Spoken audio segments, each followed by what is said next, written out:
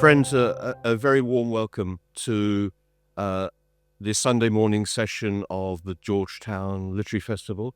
It's rather lovely, actually, to see so many people actually getting out of bed at a reasonable time on a Sunday morning. I can't quite think what the attraction would be, but nevertheless, we're very happy to have you here. My name's Gareth Richards, and besides being the owner of Gareth Budaya Bookshop, I'm also the co-founder of Hikayat. Many of you, at least in Penang, will know of Hikayat, named for the Persian word via Arabic into Malay, and generically meaning story. So we called our space after the idea of the story and the storytelling.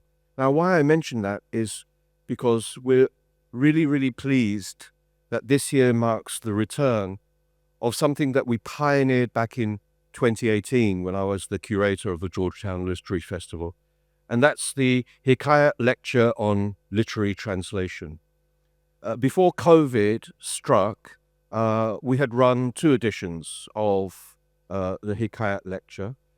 The first was given by Asya Satta, who's the doyen of translation of the great Ramayana. So she's an Indian writer and translator. And we published her lecture in a really rather nicely designed chapbook.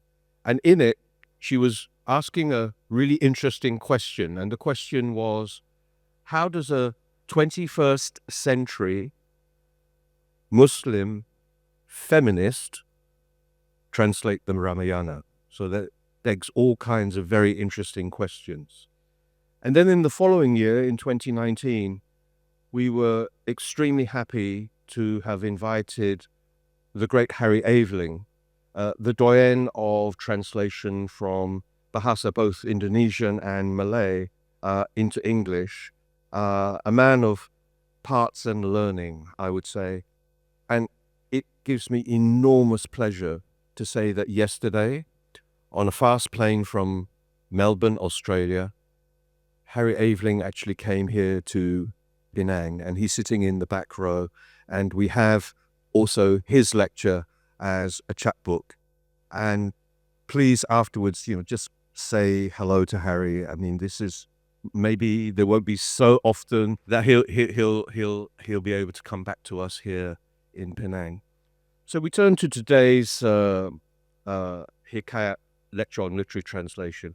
And of course, it's with the provocative title. You'd expect nothing less from our laureate this morning, Translating the Impossible. Ibn Khaldun and his prodigious pen pals. We're really pleased to have invited Tim, and that he agreed to do the lecture this morning. He's been a very noted writer, an Arabist, and a translator for many years, probably far too many than he'd care to actually remember. Many of you will know, for example, his pioneering work around the great North African Arab traveler, Ibn Battuta, who should be a role model for a number of men in this room, because, he tells his wife, I'm off to Mecca to do Hajj, I'll see you in a year. And he gets home 22 years later or something. So, he just went a-wandering. Also, Tim's magnum opus, the book Arabs, A 3,000-Year History, was published just before COVID to very great critical and indeed popular acclaim. And Tim has also been undertaking a number of major publications, particularly from classical Arabic into English.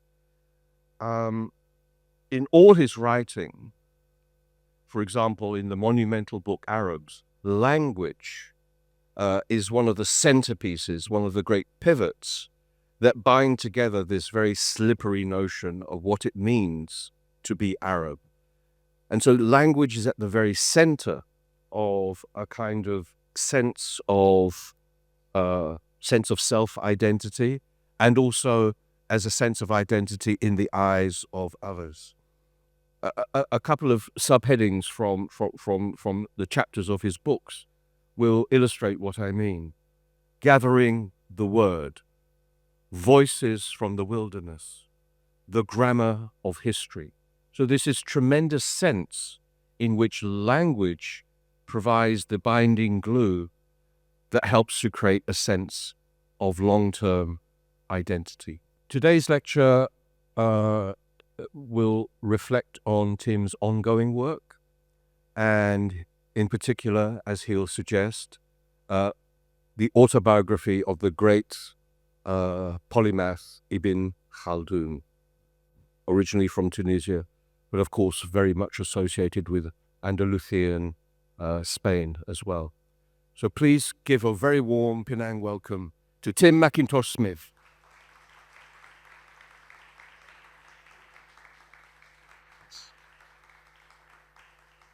Thank you. I never expected so many people or such a warm welcome on a Sunday morning. But anyway, and thank you, Gareth, for another warm welcome. Can you all hear? Yes, good.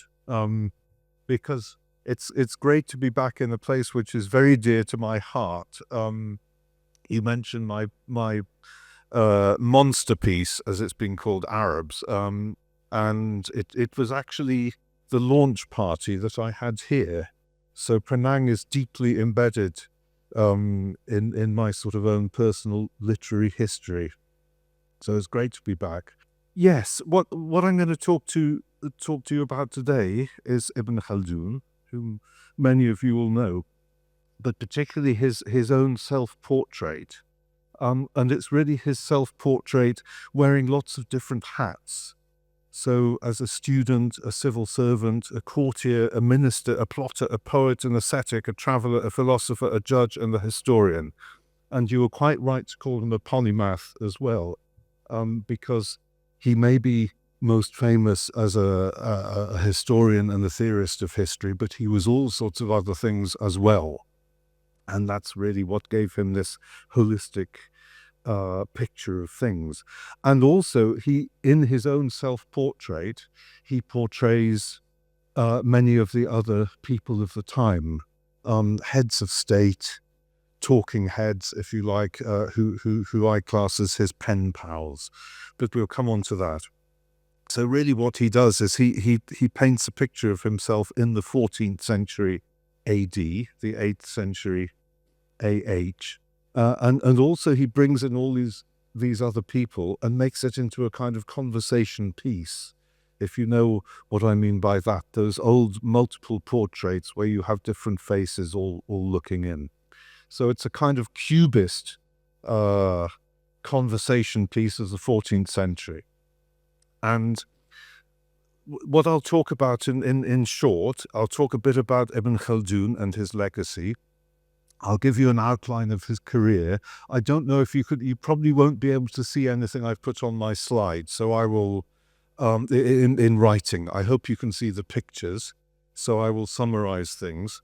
And I'll talk about his book that I'm working on, which he calls it simply a Ta'rif Ibn Khaldun,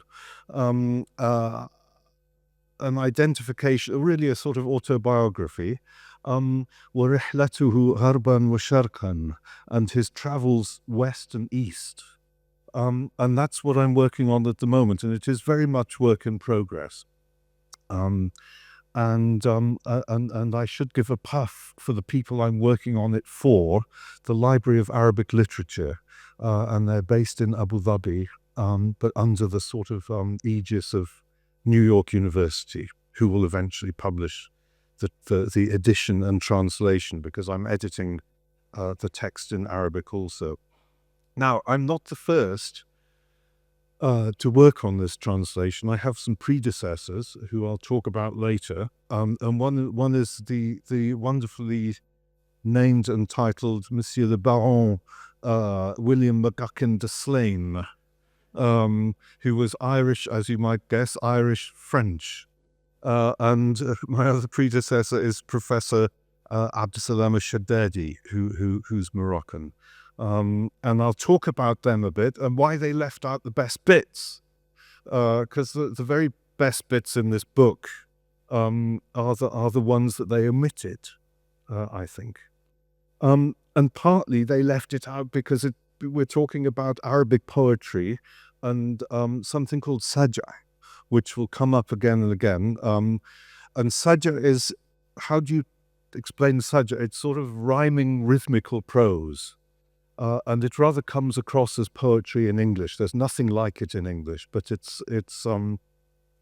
I kind of class it, it's never classed as poetry in Arabic, but for the purposes of today, we'll think of it as poetry. So I'll talk about the difficulties of translating Arabic poetry and this rhymes rhythmical prose. And I'll give you some illustrations.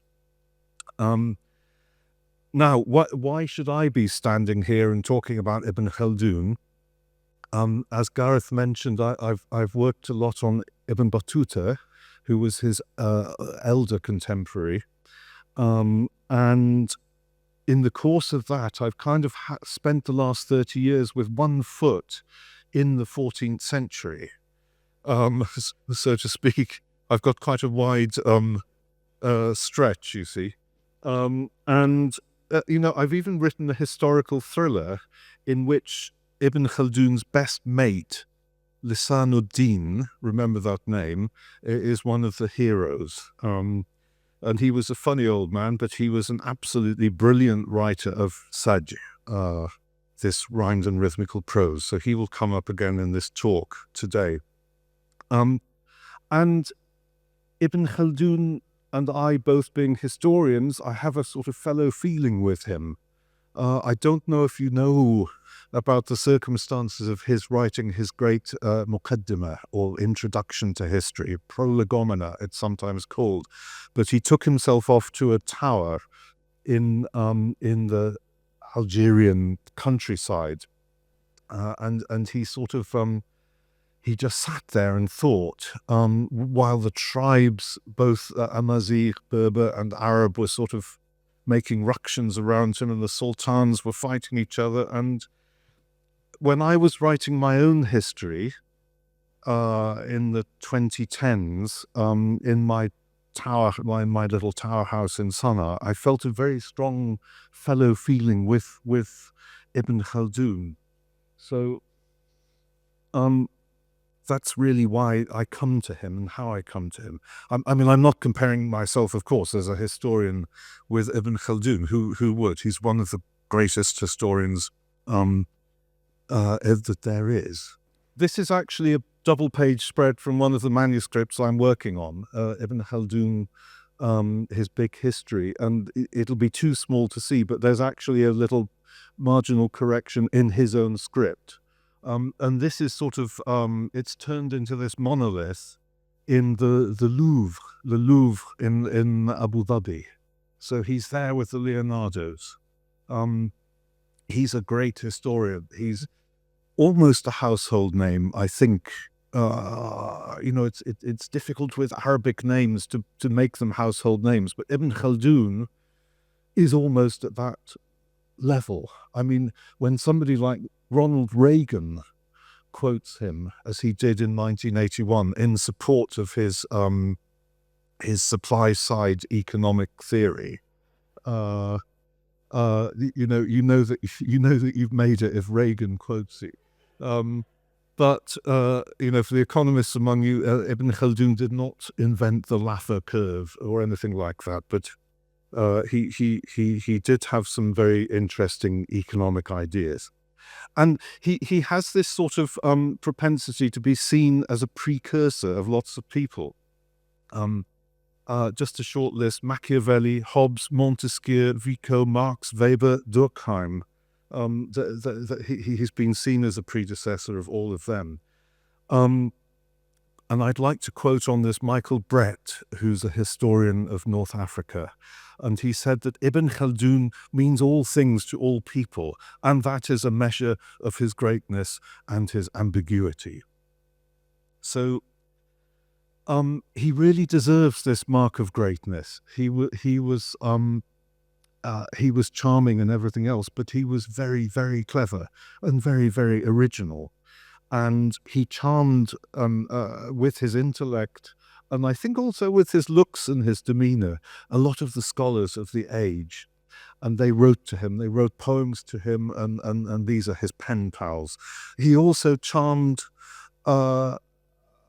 kings, sultans, going west to east, Pedro, the cruel, or the just, if you like, of the king of Castile, Muhammad V of Granada, Abu Anan, the Sultan of Morocco, Barkuk, the Mamluk Sultan of Egypt and Syria, and amazingly Timur or Tamerlane, the sort of neo-Mongol conqueror and mass murderer of the time, and we'll come to him.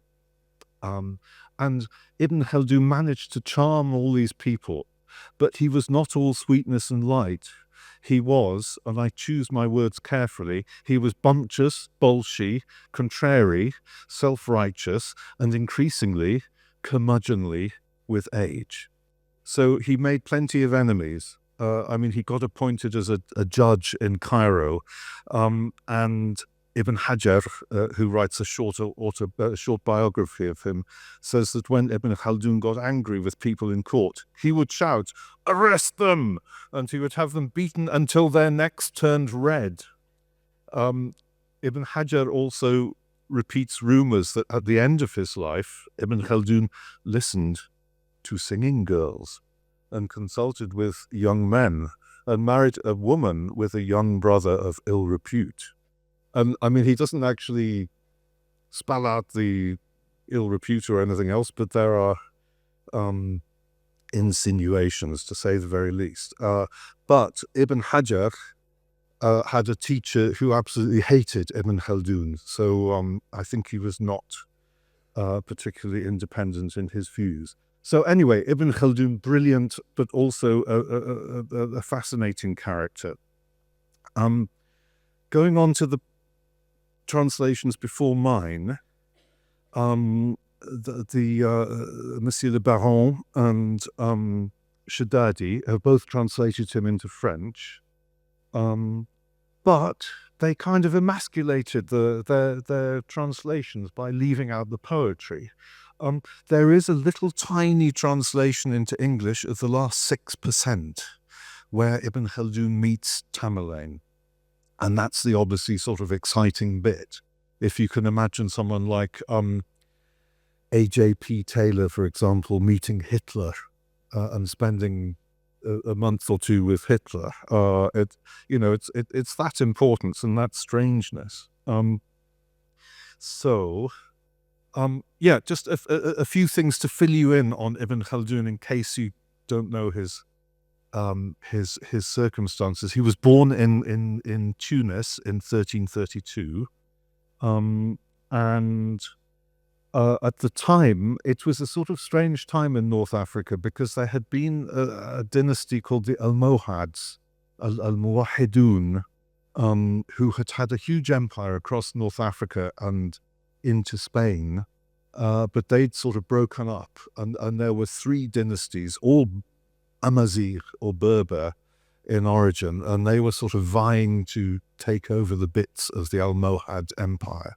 And one of these dynasties ruled in Tunis, the Hafsids. You have these ids everywhere. If you get an id in Arabic history, you have made it. So in Fez there were the Marinids, and in Tilimsan the Zayanids, or otherwise known as the Abdulwadids, and in Tunis the Hafsids. And then, of course, across in Spain you had the Sultanate of Granada, who were kind of friendly enemies or inimical friends with the Christian powers there. So if we can have next one. Yeah, this will be much too small for you to see. And in fact, it's too small for me to see as well. But you can see the places. You know, he's born in Tunis. He moves to Fez, Granada, Seville, Béjaïa, in Algeria, Constantine, Biskra, Tilimsan, all in Algeria. Back to Fez, to Granada, back to North Africa, Qal'at ibn Salama is where he wrote his Muqaddimah, and then he ends up in Tunis again. And he had various jobs. The first one, he was writer of the epigraph. So next picture, please. Now, what does it mean to be writer of the epigraph?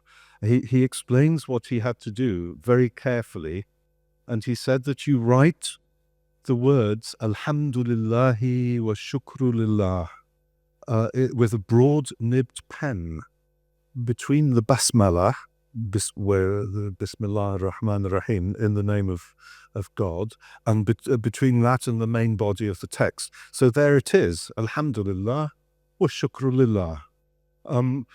This is exactly what he had to write. This is a bit earlier, actually, but he did this for the Sultan of Tunis for a while, and I think he got a bit bored doing it, just sort of day after day doing this epigraph. So on he moved to Fez. Next one, please. And thanks. Thank you. On he moved to Fez. This is some of you may have seen this, the great Bu'ananiya madrasa, built by his sultan there. And eventually he fell out with Abu Inan, who built this, and Abu Inan put him in prison. But he got out and went across to Spain and worked for the Sultan of Granada. And Ibn Khaldun actually describes this room in the course of his writing. He was also sent as an ambassador to Pedro the Cruel of Castile, who really was charmed by him as well. And he said, look, your ancestors were here in Seville. You stay on and I'll give you your ancestral property back. But Ibn Khaldun decided to go on. And there were various fallings out. So he went on eventually to Egypt. He moved to Egypt and arrived in Alexandria, then went on to Cairo, where he met the Sultan Barkuk. He was appointed Maliki Chief Justice, one of the four Sunni schools of Islamic law. But he ended up falling out with everyone and arguing with everyone. And also in Egypt, there was the most terrible tragedy. I don't know if you can read it, but it says, wife and 5 daughters drowned off Alexandria. And this was something that haunts the book. He doesn't say much about it, but it comes back time and again. I think 4 or 5 times he says almost the same phrases about this terrible tragedy that he had lost al-mawlud wal-mawjood. He's lost his family and his possessions, really, and it haunts him like a terrible nightmare. It's one of the central tragedies of his life. The earlier little chronology, I should have pointed out, it had the Black Death quite early on. That was also another central tragedy in his life, because it killed his mother, his father, and most of his beloved teachers. So, while he was in Cairo, he was appointed to lecture here. This is the madrasa of Sultan Barkuk, and it's still there. And he was also appointed, importantly, to this place, which is the Khanaqah, or the sort of Sufi lodge of Baybars. And it was a very good job to have, because it came with a huge salary. Okay, so that's what we know so far, or that's what we knew so far.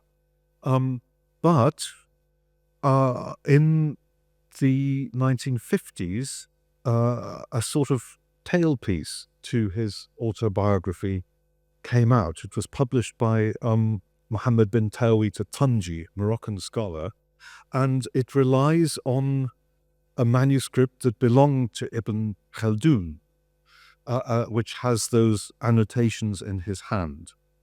So Muhammad bin Tawid published this.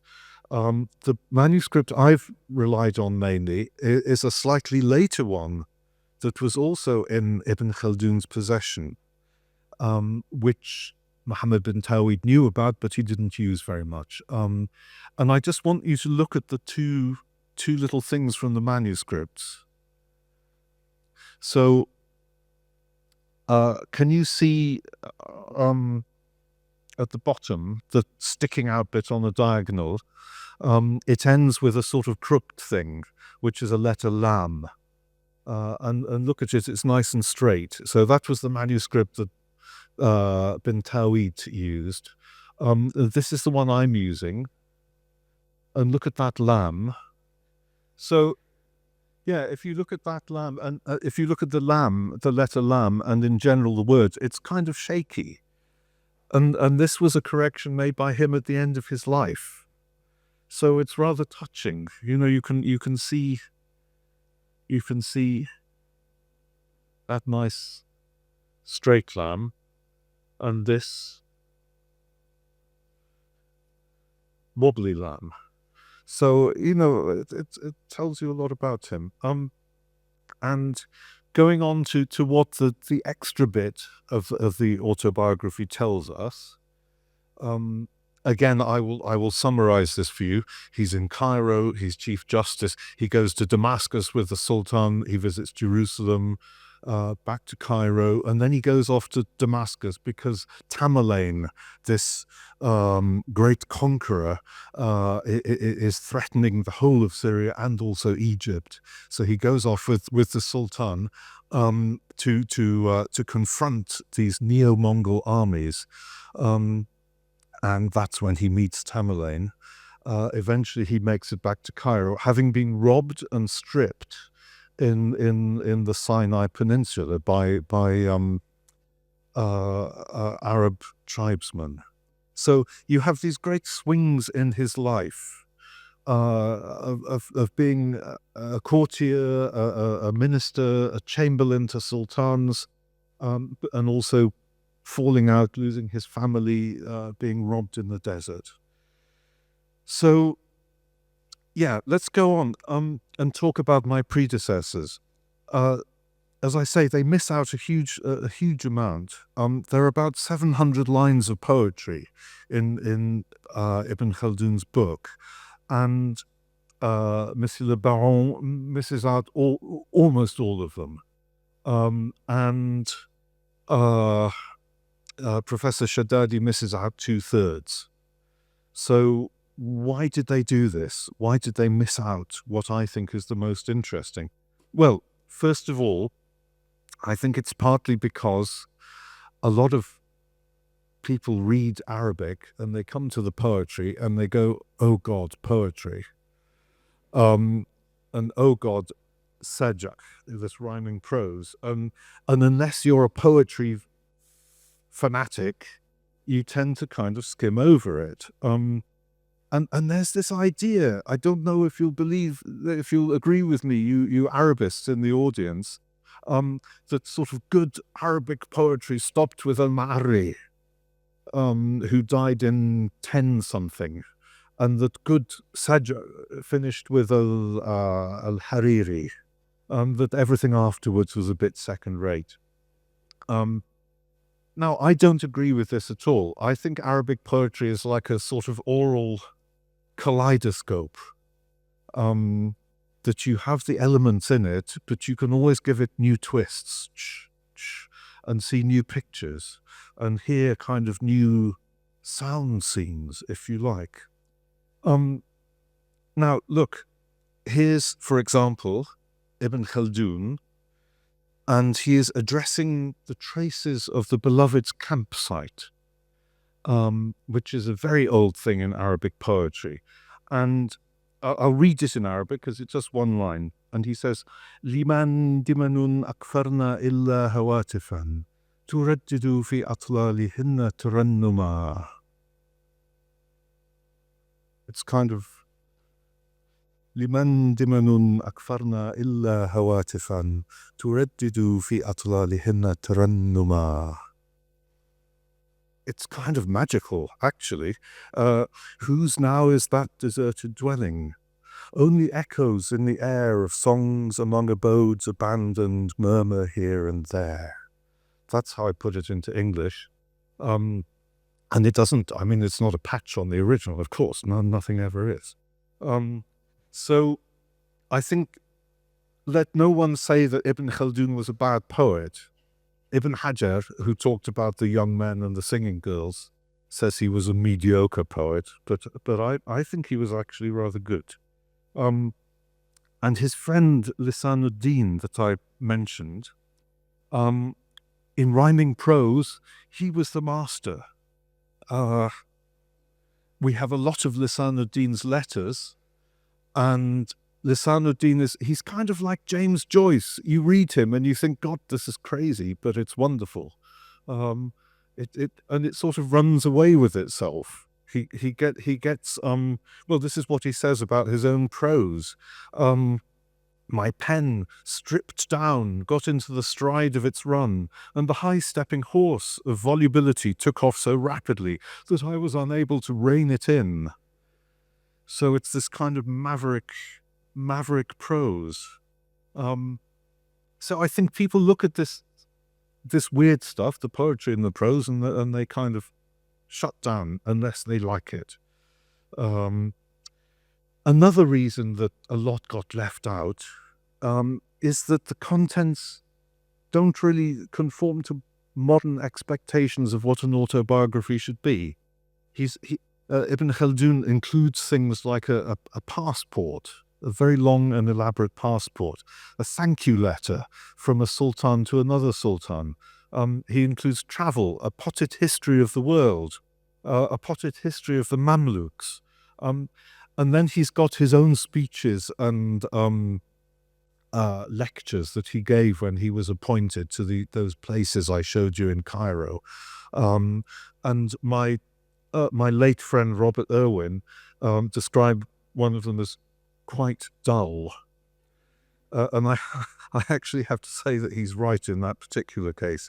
And he's giving this long lecture, and he says all the Mamluk emirs and high-ranking people were there, and you could almost hear them kind of keeling over, bodies thudding, berobed bodies of people falling asleep. But that's the only bit that is dull. And then after that, you go on to this brilliant portrait of Tamerlane, which has got some, it's got some spine-tingling moments. Ibn Khaldun says at one point, I watched him.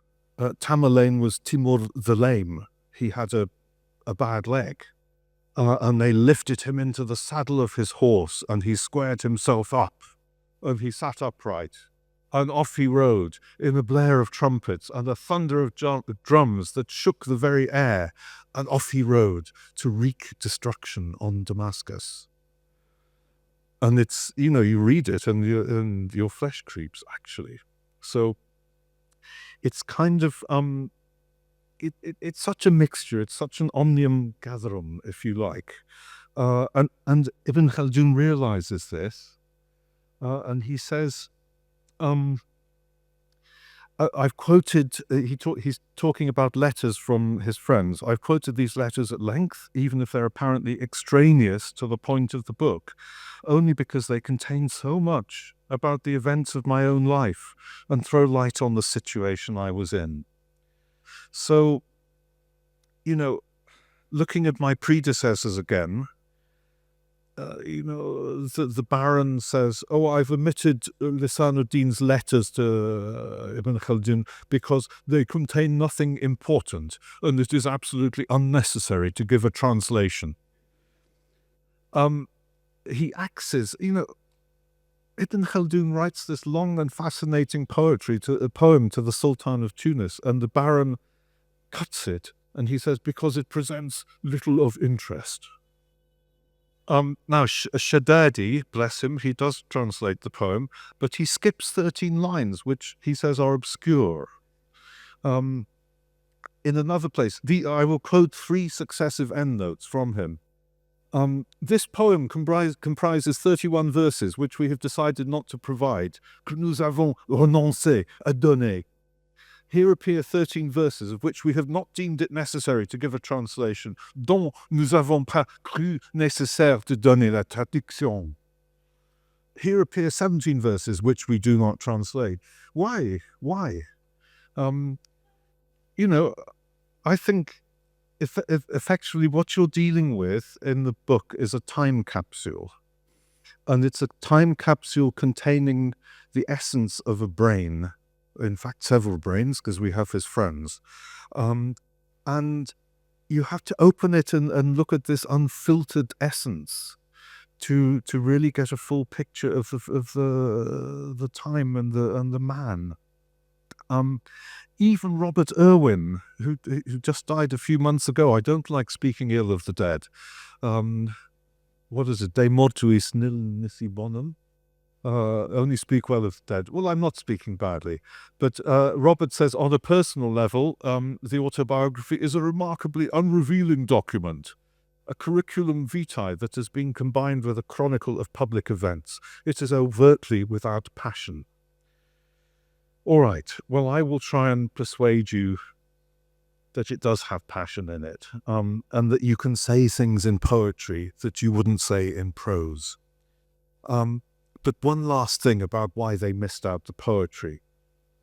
And I really think it's because it's difficult. It's difficult, perhaps impossible to translate.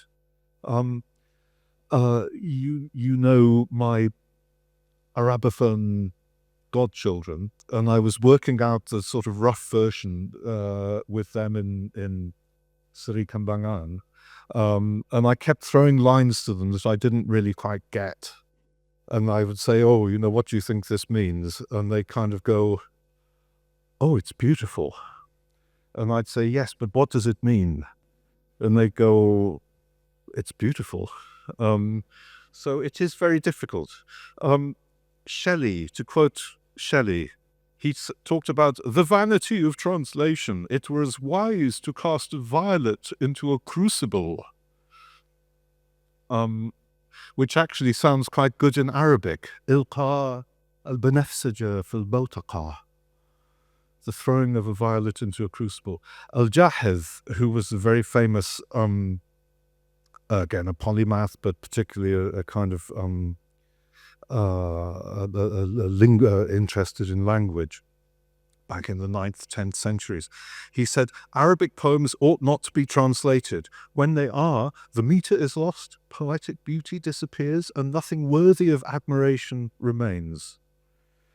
So jump ahead to Robert Frost, the American poet. He said, poetry is what is lost in translation. I would say it's sometimes what is murdered in translation. This is, I want to quote a translation by a very distinguished British Arabist, who will remain anonymous. No, he's a friend of mine.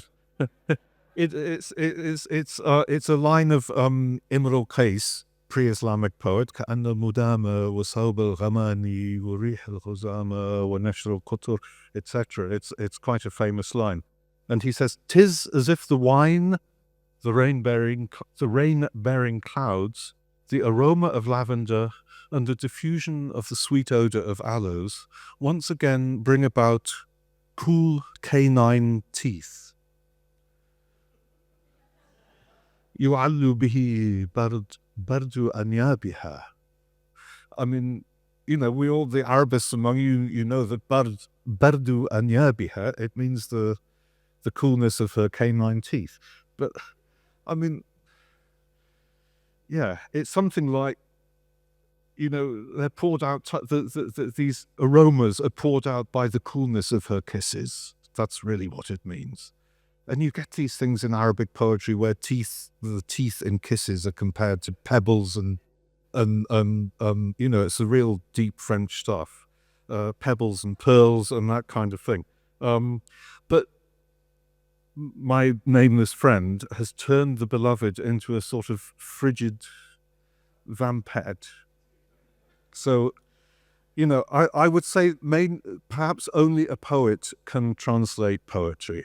And I had this once in Socotra, the Yemeni island of Socotra, where they speak a non-Arabic South Arabian language, and somebody declaimed this poem to me. I don't understand Socotri, and I said, "Oh, please translate it into Arabic." And he said, "No, I can't. I'm not a poet." And that's stayed with me. So, you know, I think we have to translate, and the danger is not to translate. But I'm conscious of the time. So I want to move on and maybe miss out that example and come back to this, because I think you might have wondered why this was up to begin with. And, you know, what I would say is that we have to risk translating poetry, even though there's always going to be a loss. Of course, there will be a loss, and you lose the definition. And I think the wisest thing that has ever been said about translation was said by that wise old fool, Don Quixote de la Mancha. And he said, reading a translation is like looking at a tapestry from the wrong side. So there you are. But yeah, let's go back to the just to give you a few examples of what I'm up against, and I really will try and fly through them because you can't really read them. Lisanuddin, Ibn Khaldun's best mate, writing about the pen, this humble instrument, but with such symbolic importance, and he kind of elevates it into something divine, because he talks about himself getting a letter from a sultan, and he asks the letter, "Of which tribe are you?" And the letter says, "I am of the tribe of Kinana." Kinana, famous ancient Arab tribe, but it also means a quiver for arrows, and it's also a kind of slip case, like a leather case that you would put a very important letter in. So there's a lot of wordplay like that. But he says of the pen, "How divine is that pen which wove the brocade of these garments, and slaked the thirst with the nectar of the inkwell drawn from the spring of life." Inventiveness was questioned about its meanings, and it replied, "We have created them as a new creation." That's a Quranic quote. So that kind of paints the scene of the importance of literature and of the pen. Here's Lisanuddin again on Cordova. You probably can't see it, so I will read a couple of bits. He's describing Cordoba in Spain, and he says, "There the halo of heaven's full moon has ringed the round of the high-built city wall, and the Milky Way has joined the city's own rolling river, its shining blade drawn from the scabbards of the glades, as an inseparable neighbour, and the great round of the water wheel, revolving steadily, keeps to its measured orbit, its groans reverberating with nostalgic longing for its first love." Here's the water wheel. It's still there. I think the wooden bits have been replaced, but there's a whole literature of water wheels, Noair, Norias, sometimes called in English, groaning for their love. And of course, the first love of the water wheel in Seville was the Muslims. That's what he meets. Replaced since by the Christians. And he says, "There, the springing bows of bridges vault the river like a hump-backed caravan of camels." And that's the very bridge that he was talking about. So let me skip. Where does the time go? Oh, this is a lovely one, a little illustration. These are some of the lines that Professor Shaddadi missed out. And I can see why he did. I swear by, this is Ibn Khaldun himself writing to the Sultan of Tunis, I swear by all the colours of the veils meandering in brilliant bridal finery, by those great arches, fallen but still visible, that tell their tales of Tussum and Jadis's rout, two old Arab tribes, vaults with sunken eyes and bellies like some starveling caravan condemned to wander wastes. Ruins galled the fore and top parts of their humps, while they look on through squinting, scornful eyes. Now, what on earth is that about? What are these arches? Has anyone been to Tunisia? Yes. Have you seen the aqueduct of Carthage? That's what he's talking about. There it is. It's al-Hanaya, which just means kind of the bows or the arches in Arabic. But you have to kind of look around and see, what could this word mean? It's the name of this aqueduct. He's talking about the aqueduct. And if you can see, I think these are the eyes. It's obviously, exceedingly poetic. Here's Ibn Khaldun on Barkuk's madrasa, where he worked in Cairo. And on the building. They added, and this is rhyming prose, they added the most splendid and brocade-like overlay, interlaced with mother of pearl and marble, and with liquescent white silver and red gold, and they clothed it with all patterns of arrow-headed borders and flame-striped cloth. There's the quote, and there's the place. And there are the arrow-headed borders. And there's the flame-striped cloth. And it's got the gold and it's got the silver. So, you read it and you think, oh, it's all poetic license and everything, but not really, actually. This is another little illustration about how he got on with his friends. And this is a poem from Lisanuddin to Ibn Khaldun. And you'd think they were lovers, to be honest. And now, despite his simmering dislike, I long for him, like a parched man for a cooling sip. I call on my bedeviling love for him to bring his throne, as if my demons of desire were Solomon's. And it's an allusion to the Quran and the jinn bringing the Queen of Sheba's throne to Solomon. Nor has my being ever felt such yearning that it fills the space between my spirit and my flesh. Did you ever realize there was a space between your spirit and your flesh? Well, there is. And if someone is very dear to you, he or she fills that space. So that's from a friend.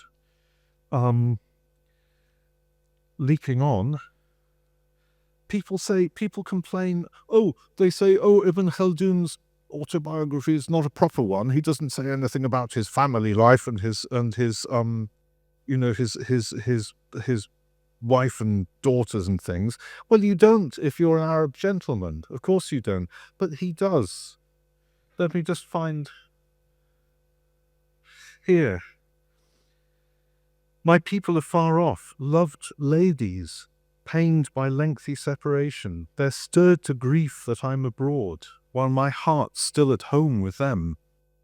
It's يهيج بهن الوجد إني نازح وأن فؤادي حيثهن حلول عزيز عليهن الذي قد لقيته وأن اغترابي في البلاد يطول. It's so sad. It's amazing. توارت بأنباء البقاع كأنني تخطفت أو غالت برقابي قولوا. The intervening places swallow news of me, as if I'm kidnapped, or a ghoul, a demon's snatched my mount.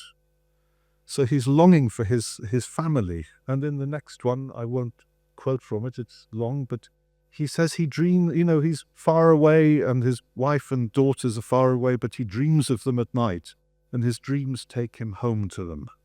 So, unrevealing? No, the revelations are there in the poetry, very, very clearly.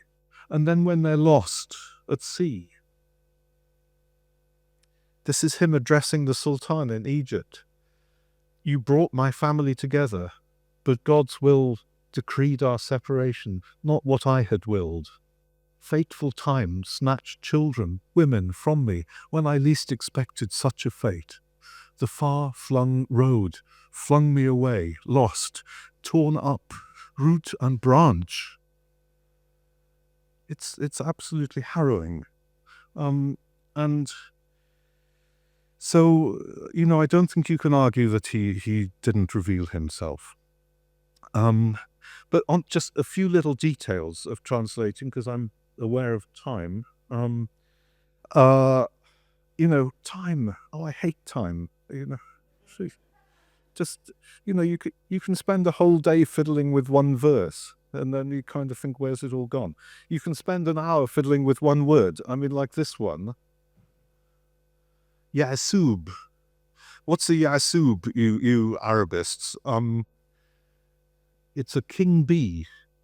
And he's addressing Sultan Barkuk as the king bee.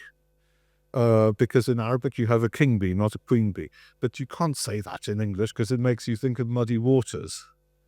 Do you know that song? I'm a king bee, buzzing round your hive. I'm sorry, I don't usually attempt to say anyway. So you've got to do something, and I made him the leader at the heart of this great and diverse hive of people. So you've got to fiddle things like that. But what else? What else? Oh yeah, I have failures.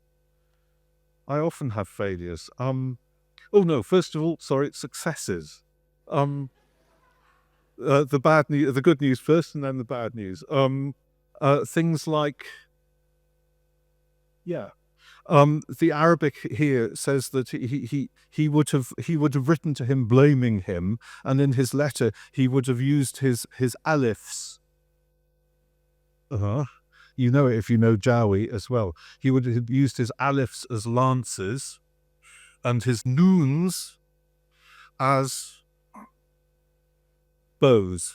So, if you say that in English, the point is lost. So you've got to change the alifs into L's, lowercase l's, and the noons into C's. So you get, I would have unfurled the banners of blame and deployed their squadrons to lie in ambush in the ravines of my letters, to brandish their lean L's as lances with sharply pointed glances, and string their crescent C's as twanging bows. And the Arabic is beautiful. تهزوا من الألفات رماحا خزر الأسنة وتوتروا من النونات أمثال القسي المرنة. Murinna, twanging, the things that go run. And, sometimes you get these incredibly clever double meanings. The border town, I translated it as the border town was kissed back from misery to health. And it's because, فَشُفِيَ الثَّغْرُ مِنْ بُوسِهِ. A thagr is a border town, and it's a mouth. Okay? Boos is bus, which is misery, and it's also very similar to bos, which is kissing. So he's playing with, how do you get the double meaning? I've tried my best. The border town was kissed back from misery to health. Sometimes you have to, I won't go into this, it's so complicated, but basically he's playing with the name Biskra. This is Lisanuddin. Ibn Khaldun is in Biskra, and if you know Arabic or Jawi, think of how you write Biskra, town in Algeria, it's like that. Okay, without the dots. With one set of dots is Biskra, and with another set of dots, the same letters make Tashkuruhu, which is it thanks him. So he's playing, and then he plays on something else in the meaning. And I had to resort to an anagram, a crossword clue anagram. Discra, land of the palms, and the anagram is impels afar bold thanks. But I obsessed with it the other day, and I got an even better one, which I can't remember. Let's leave earnest, etc. Yeah, failures. I won't even go into this. It's about a horoscope, and Arabic astrological terminology and allusions are so difficult unless you happen to be an expert. So the red stuff is failure. But sometimes, and I just want to finish, if I've got 5 minutes more, yeah, sometimes you kind of you're a bit sort of lost for words, not because you don't understand or because you can't find the right words, but because translating in itself is a very human and personal experience. And it's sometimes a disturbing one. And quoting again Robert Irwin, my late friend, he said translation is a séance with past figures. And sometimes you sit there and you who translate, you will know this. You sit there in the room, and it's almost as if the writer is there with you. You know, is anybody there? Yes, they're there. And for me, translating involves sympathy, empathy, and sometimes even identification. And one becomes, I think, a kind of method translator in the way that one can be a method actor. You know, I really have found myself, the last book I translated was Abdul Latif al-Baghdadi on Egypt. He talks about a terrible famine and many deaths, and you find yourself weeping with him over the deaths. I found myself weeping with Ibn Khaldun over the loss of his family. And, you know, you search for words because, you know, a line like this, وَمَنَازِلٍ لِلظَّاعِنِينَ اسْتَعْجَمَتْ حُزْنًا وَكَانَتْ بِالسُّرُورِ فِصَاحًا. They've gone, their old home speechless now with grief when they've been eloquent with joy. And just to put it into context, you read that, and then you think about what's happening currently in Gaza, in Lebanon. And it's part of the difficulty of being a translator, that if the past speaks to you in a line like that, you cannot fail but to connect it with the present. And I think, you know, in a sense, it's why artificial intelligence can never be a true translator, because you need heart and you need soul to translate. I mean, I'm constantly aware that anything I translate will be fodder for AI. But look, I just want to finish with, I really will finish. Are you all right? Are we all right? I want to finish with identifying with Ibn Khaldun as a writer, and identifying with his triumphs.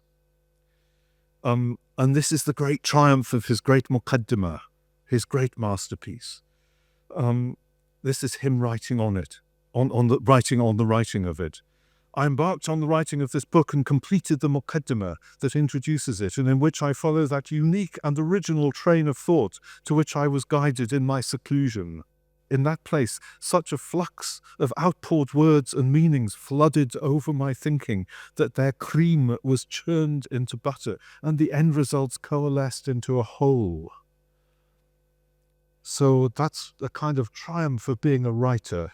And the Arabic is, for you Arabists, it's beautiful. فَسَالَتْ فِيهَا شَآبِيبُ الْكَلَامِ وَالْمَعَانِي عَلَى الْفِكْرِ حَتَّى امْتَخَضَتْ زُبْدَتُهَا وَتَأَلَّفَتْ نَتَائِجُهَا.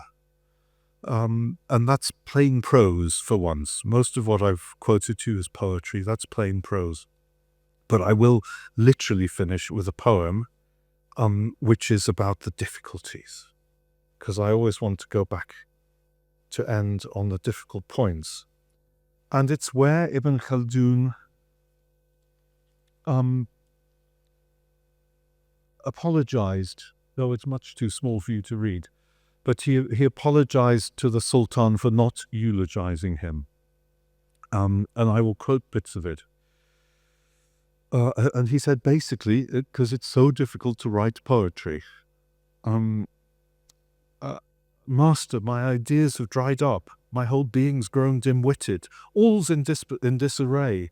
I aim high, try to grasp at truths, but I'm stymied, blocked from reaching them.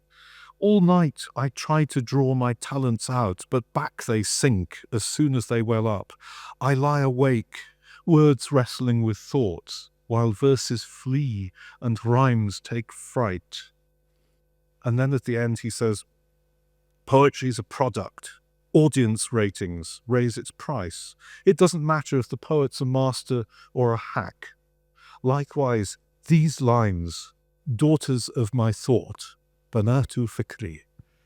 Likewise, these lines, daughters of my thought, that come myopic, unmascaraed, tottering and chattering in your palaces, they too will swell with pride if you will rate them well. And I will think myself an orator, most orotund. So that's where I will end. And after all this wrestling, that is what you get. There's that very poem on the left. I think you can see if you can read the Arabic Maulai. So, thank you for making me feel an orator most orotund.